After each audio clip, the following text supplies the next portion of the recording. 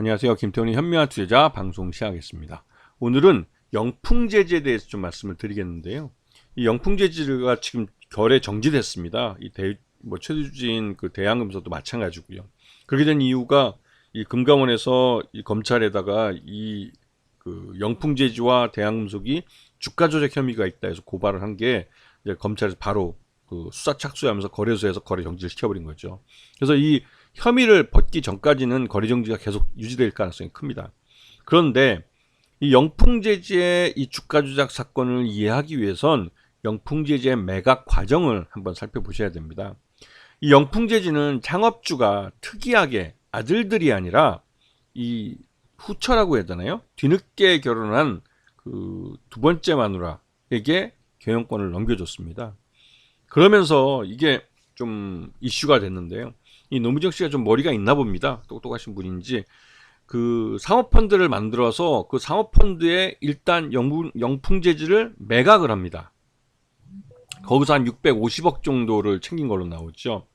그 그로스 제일호 이 PF는 Q캐피탈 쪽에서 일부 출자를 하고, 그리고 최대주주는 노미정 씨 본인입니다.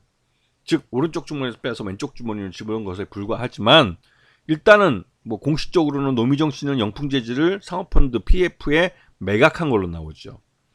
그리고 하지만 그 그로스 제일 투자 목적 회사는 이 노미정 씨가 최대주주로 있는 회사입니다. 그리고 이 회사가 다시 대한금속에 1,300억에 매각을 합니다. 그러면서 이 지분율에 따라서 한 600억 정도 또 노미정 씨가 챙긴 걸로 나오는데요. 그러면 노미정 씨는 앞에 1차와 2차 모두 합쳐서 한 1200억 정도를 이 영풍재지 매각에서 챙기게 된 거죠. 하지만 이 영풍재지를 매각하는 과정에서 대한금속이 발행한 전환사채를 영풍재지란 법인이 인수해주면서 170억 정도를 대한금속에 돈을 내줬죠. 그러면서 그 돈까지 합쳐서 1,300억이라는 돈이 그로스 제일호 투자 목적 회사에 넘어갔고, 그로스 제일호 투자 목적은 영풍재지 경영권을 대한금속에 넘긴 겁니다. 이 부분을 검찰은 이 무자본 M&A 의혹이 있다라고 보고 있는 거죠.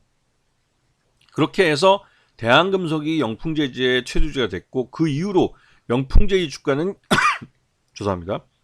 계속 올랐습니다. 영풍재지는 기본적으로 제지와 골판지 사업을 하고 있는데, 제지 사업이 전체 매출액의 80% 좀 이상을 차지하고 골판지가 한 10% 정도를 차지하는데, 이 제지하고 골판지를 해서 꾸준히 매출액도 나오고 영업이익과 순이익을 내던 회사예요. 그렇게 알짜배기 회사였죠. 하지만 이 회사가 경영권이 넘어가고 나서 망가지기 시작합니다. 작년 반기 대비해서 올해 반기 봤을 때 매출 외형도 줄고 영업은 영업 적자로 돌아서고 단기 순손실도 발생하기 시작합니다. 그럼에도 불구하고 회사는 이 그러니까 대형금속에 넘어가고 나서 이렇게 망가지고 있는 거죠. 그런데도 주가는 영풍재지는 계속 올랐습니다. 대한금속이 영풍재지의 최대주주로서 45% 정도를 갖고 있고요. 기존에 한 지금 무상증자도 150% 무상증자를 실시했죠. 그리고 최근에 이 대한금속은 전환사채를 조기상환권 행사한 투자 때문에도 90억 정도를 영풍재지에서 빌려서 그 전환사채 그 조기상환권 행사한 그 사채권자에게 돈을 넘겨줬습니다. 이거는 이런 부분을 다 통틀어서 검찰은 무자본 M&A라고 보고 있는 거죠. 그리고 영풍재지의 주가도 실적은 올해 들어와서 계속 나빠졌는데 반기 실적이 적자로 돌았습니다. 그런데도 불구하고 무상증자를 하긴 했어도 주가가 너무 올랐다는 거죠. 5천원대에 있던 주가가 지금 거의 뭐 5만원대까지 올라갔으니까요. 그 거의 한 10배, 전체로 한 900% 정도 주가 상승률이 나타난 겁니다. 근데 이렇게 정상적으로 실적에 의해서 오는 것이 아니라 실적은 나빠지는데도 불구하고 주가만 오른 경우는 누가 봐도 시세 조정을 의심해 볼 수밖에 없는 거죠. 그리고 이에 대해서 금감원에서 이제 고발 조치를 했고 검찰이 수사를 시작한 겁니다. 그런데 이 대한금속이라는 회사도 모회사로, 이 회사는 이제 무자본 M&A에 대한 혐의로 검찰 수사를 받게 된 겁니다. 자기 돈보다는 외부 돈을 끌어들여와서 자기 돈 한 푼 없이 이 대한금속이라는 그러니까 그 영풍재지라는 알짜배기 회사를 그냥 꽁으로 먹었다는 거죠. 그래서 이 대한금속도 지금 어저께 검찰 조사 들어간다면서 하한가 맞으면서 거래 정지가 됐고, 영풍제지도 거래 정지가 됐습니다. 근데 둘 다 갑자기 하한가 때문에 말해서 주주들이 굉장히 놀라셨죠. 왜냐면 이 회사가 지난 상반기뿐만 아니라 그 하반기 9월 달까지 좀 꾸준히 안정적인 상승세를 계속 보여왔기 때문에 말 그대로 뭐 은행 예금처럼 생각하시는 분도 계신 것 같더라고요. 근데 하지만 이렇게 비정상적인 주가 흐름을 보인 종목들은 그 대부분 다 이 실적으로 뒷받침되지 않으면 이 머니 게임, 즉 주가 시세 조작을 생각해 볼 수밖에 없는 거죠. 시세 조작을 뭐 주가 조작을 의심하고. 근데 여기에 대해서 왜 이 타임이냐 하는 말이 또 나올 수밖에 없어요. 이거는 카카오하고 마찬가지인데요.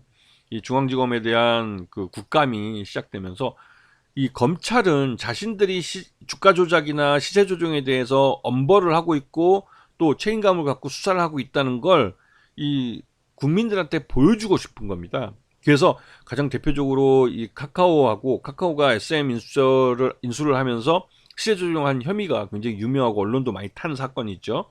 그리고 영풍제지는 올해 들어와서 900%나 주가 상승하면서 알게 모르게 영풍제지에 대해서 주식시장에 소문이 많이 난 종목입니다. 그렇기 때문에 이런 대표적인 종목 두 종목을 갖고 주가 조작과 시세 조정 혐의로 수사를 하면 검찰이 나름대로 이러한 주가 조작 사범에 대해서 조사를 하고 있는 자기 책임을 다하는 모습을 보여줄 수 있기 때문에 그런 의도를 갖고 이 타이밍에 중앙지검에 대한 국감을 하는 이 타이밍에 이 수사를 시작한다는 걸 대대적으로 보도하게 한 거죠. 근데 이게 그 전에 보시면 알겠지만 이 회사는 영풍제지 같은 경우도 주가 조작을 의심해 볼 수 있는 사례를 이미 사전에 알 수 있는 그런 주가 차트를 보이고 있습니다. 우리나라는 증권거래를 대부분 다 거의 뭐 100% 증권 전산을 통해서 전산화돼서 거래를 하기 때문에 증권 전산을 통해서 조사를 하면 그러니까 계좌의 움직임뿐만 아니라 은행을 통해서 계좌 간 움직인 자금의 흐름 이런 걸 다 파악할 수 있습니다.